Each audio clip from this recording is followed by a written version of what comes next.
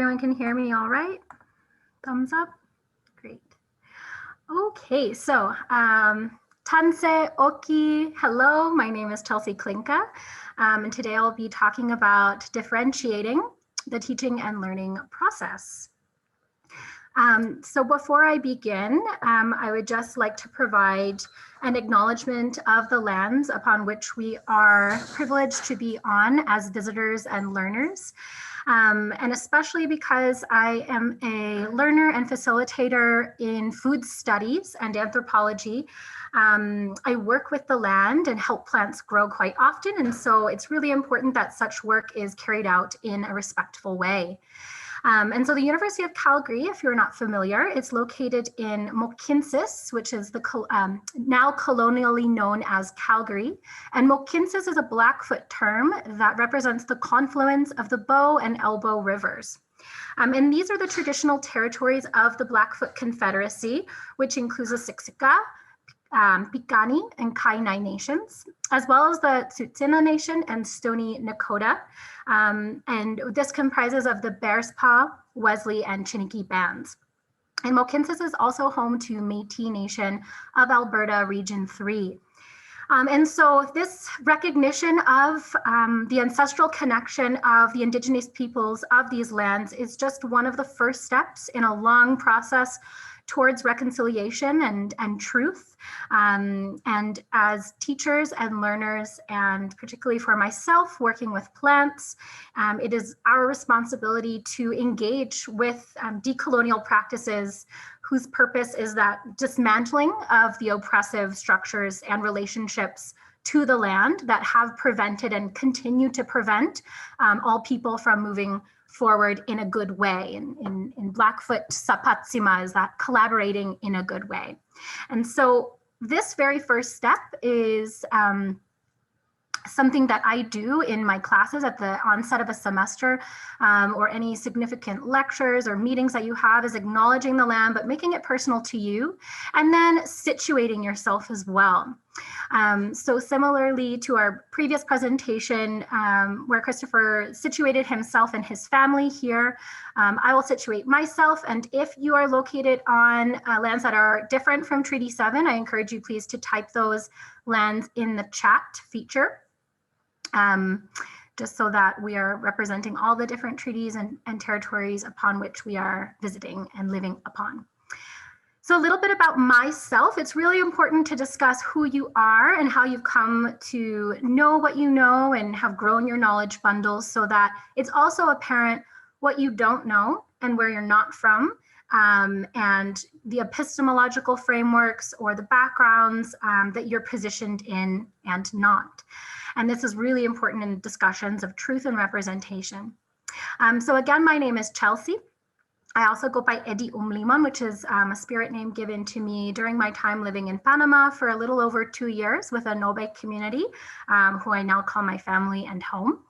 I'm a PhD student in anthropology, and my preferred pronouns are she, her, and they. I'm originally from Delaware in the United States, which is home to the Delaware, Assateague, Nanticoke peoples, and Lenni Lenape as well. And so all my life growing up there on the coast, I really enjoyed hiking and camping, being out in nature, farming and gardening. I am plant-based, so a lot of plant-based cooking recipes. But then I find a lot of joy and movement in flow arts. So that includes acro yoga and hoop flow, if you're familiar with those. A little bit about my background in teaching. I have been a graduate teaching assistant now, including this semester, for 4 semesters. And I've also led a graduate student Spanish class as well. Prior to university, I was a high school Spanish teacher for 2 years. And informally, I was an environmental health extensionist with the Peace Corps, teaching about water, sanitation, and hygiene in Panama. So both formal and informal modes of instruction. And my career goal is to be an anthropology professor at the post-secondary level. And what I would like to teach is anthropology and food studies. And right now I'm kind of converging those two, looking at also Indigenous rights, the importance of access to native plants as foods and medicines, and more sustainable ways of working with plants in the agrarian sector. So really paying homage to and acknowledging long-held Indigenous ways of knowing, being, connecting, and doing that fosters that socially inclusive and ecologically sustainable modes of working with food. So in my pedagogy, or the diverse ways that we teach and we learn, and as well in my praxis, the methods that I employ to teach and learn with my students are really three core themes. Experiential learning, which is the process of learning through experience. So having hands-on, interactive, place-based opportunities on the land or in a laboratory for some. I know we have a lot of medical students here. And as well, incorporating that self-reflexivity and student choice is really important in that experience, a holistic experience. As well as community-based learning. So having, your theoretical and analytical frameworks, the literature that you engage your students in, all of your course-related content that is directly tied to transformative social justice frameworks in your community, in your society, whether that be through your engineering program or education or medicine or food. So always going back to learning with the community and bridging those academic and community divides that exist. And the third is distributed knowledge. So that aggregate, that total knowledge of your community. And again, remembering that in your learning community, breaking away from that more conventional classroom style or atmosphere where there's one single lecturer at the top of the big auditorium and a monotonous voice just going on and thinking they're the authoritarian of all knowledge. No, really representing that all your students are learners and teachers and they have something to contribute. So these three main themes or threads in my praxis really evolved from my experiences in woofing or being a willing worker on organic farms in local and international contexts. So whether I was shearing sheep in the Scottish Highlands or turning compost at a mango farm in the British Virgin Islands, learning how to milk cows for the first time, living with a host family in Kenya, these really hands-on interactive experiences, bridging pedagogy with the community are what really instilled in me my identity and myself as an instructor and how I approach teaching and learning. And so a big part of that is recognizing differentiation. And that really means that that development from the one to the many, the simple to the complex. So noticing in your classroom that you have a diverse set of learners from many different social locations and background coming with their own knowledge bundles. And so when you're approaching how you teach, how you evaluate, how you critically engage in self-reflection and continuing that loop of a process, trying as much as you can to offer student choice and offer different modes of instruction, whether that be textual or audio visual, group work, pair work. So I'll go into a couple examples later on. But as we can just see again, mirroring back in the theme with food and agriculture, the benefits of differentiating what you're growing.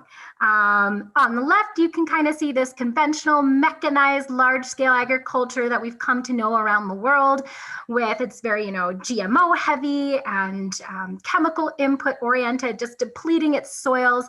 And on the right, we see more of a permaculture-based regenerative model where you're really caring about those root structures and caring about the foundation of your plants, not just what you see on top. So that's kind of the metaphor that I like to use.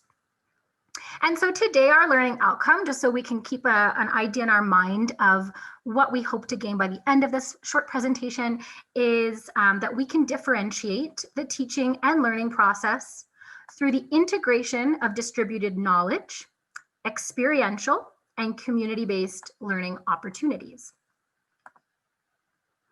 So again, the first thing that's important to know is looking at what are the components, what makes up your learning ecosystem. So when you're thinking about in permaculture and food studies, kind of biomimicry and adapting to your natural environment, you want to look at everything from the organic matter to the smallest microorganisms to your birds, your mammals, what's growing. And similarly, in your classroom, looking at who makes up that learning ecosystem, because it is this thriving, non-static network of ideas and discussions going back and forth.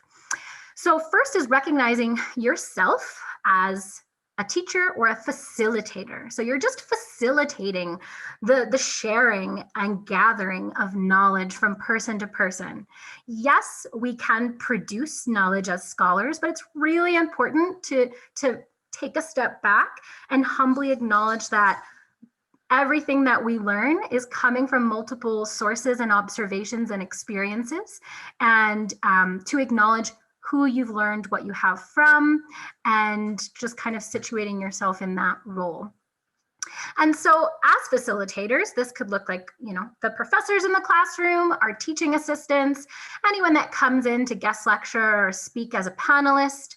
It's great if you're able to engage community members in your classrooms, but also our literary counterparts. So when you're assigning literature in your courses and textbooks, really think carefully about who are the voices and the rhetoric that you're perpetuating, and are you making an intentional effort to include more marginalized voices, and also the modes in which you're engaging those students. So recognizing that for many marginalized communities, they might not have access to the whole publication process with peer reviewing and journal paywalls, and so incorporating digital storytelling and other modes that are equally valuable to learning. And then recognizing your students as both learners, they are learning from you, but also as teachers, and they have so much to share from their own personal experiences. If you can think of anyone else as we move forward in the presentation that makes up a learning ecosystem, please do write it in the chat to share. So what are some of the actionable steps? All right, we've been talking theoretically about knowledge mobilization, but what can we actually do to support production and mobilization of distributed knowledge? So as I've already mentioned, first and foremost, just acknowledging that aggregate knowledge in the classroom and realigning yourself in your role as a facilitator. Also building a learner-centered classroom with intentional community building. So something that you can do here is at the onset of your course, really establishing shared norms and expectations of both one another and for the teacher and what they hope to get out of the course. This is really important if you start to engage in critical discussions with controversial issues, and you need to kind of come back and revisit some of those norms about respect, responsibility, inclusivity. So just establishing those from the onset, also in a virtual environment, will will help students feel like they're in a safe environment to share personal experiences and even to show their faces with each other. Understanding our intersectionality through non-content engagement. So getting at the former presentation really stressed showing that human side of yourself. Frequent feedback is really important, and we do not do it often enough in our courses. We just rely on those end of semester USRIs, which are sometimes and often not reviewed by the instructor or the department. And so what those could look like is peer-to-peer, student to teacher, teacher to student, and you could do those anonymously. You can ask for verbal feedback, written. There are many different ways. If you take these courses with the Taylor Institute, you'll learn all about feedback, as well as choice. So it's giving students more choice provides them more autonomy over and responsibility over their self-learning process, because learning, it is a process. And then relating the content back to their lives will increase their engagement and interest in the class, as well as holding on to that information. Polyvocality, that really means just multiple voices. So drawing on experiences, hearing the diversity in the voices heard and the literature read, as I mentioned, and really creating a dialogic classroom environment. So encouraging discussions, whether that be, with a student sitting next to you, in a group, in the whole auditorium, or even just with you in your office hours. And then lots of collaboration and exchange. And you can do this in many more ways than just, a group presentation, but collaborating, with the community and having that exchange and those kind of inspirational sparks that come from collaboration. Again, if you have any other actionable ways that you support knowledge mobilization in your classroom, I invite you to write that in the chat as I continue forward. So something else that's important besides who makes up your learning classroom are, again, looking at it in a holistic sense of all the different inputs and outputs and everything that's interacting and intersecting with each other that influences one and the other. So another important thing is what makes up a learning ecosystem. First and foremost, the atmosphere. So the physical space. Right now, we're on Zoom. This atmosphere would be very different if I was teaching this class in person, when I'd be walking around and engaging, making eye contact with each of you. The arrangement of seating actually plays a really big role. If you're in straight rows where you can't really see one another versus a circle versus a semicircles. And your facilitation style. So the tone of your voice, the rhythm, when you pause, these all make up your ecosystem of learning. We've already discussed your different experiences, including language as well. So we have a lot of different students coming from international contexts, and even here with Indigenous languages. And as much as you can, creating that socially inclusive classroom environment where we are challenging the dominant languages that we're speaking in the class as much as we can, because as we've come to know through research and storytelling, that there is a lot of imperialism coded. There's a codification within language and the meanings of words that we say. And so a particular word or a particular object or being might hold a completely different significance in two different languages. So just being cognizant of that. And then again, the content, what you're actually teaching will impact the learning environment, and then how you're applying that content, and then reflecting upon it and adjusting based on reflection, the ways in which that you're sharing that information and co-producing it and disseminating it. So again, a circle.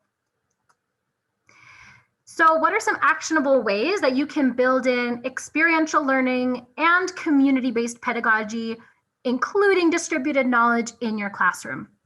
Now, if we're in a classroom, you can use use the advancements of technology to your benefit using Top Hat, Kahoot, iClickers, different surveys.